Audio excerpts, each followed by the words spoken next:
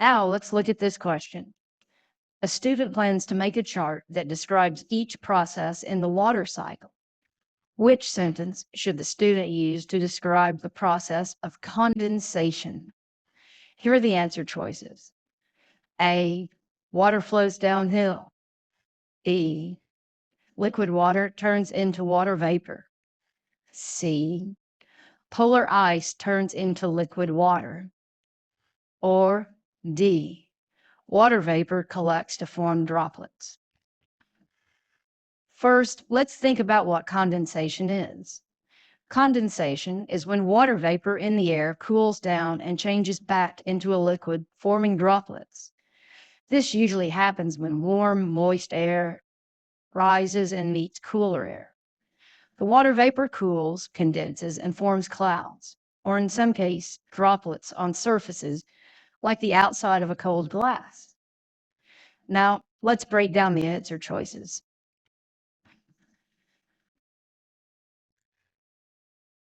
Answer choice A says water flows downhill.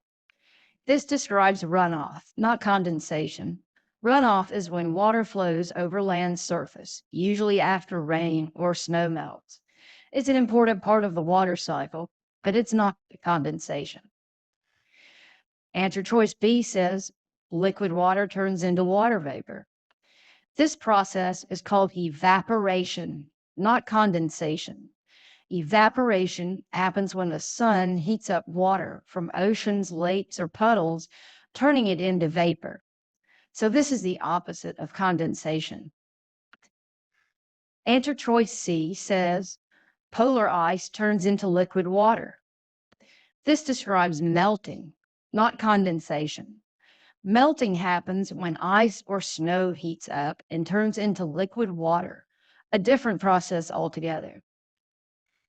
Finally, answer choice D says water vapor collects to form droplets. This is the correct answer because it describes condensation.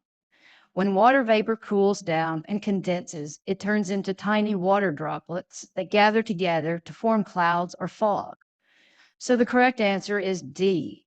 Water vapor collects to form droplets. To summarize, condensation is the process where water vapor cools and forms liquid water droplets, which is best described in answer D.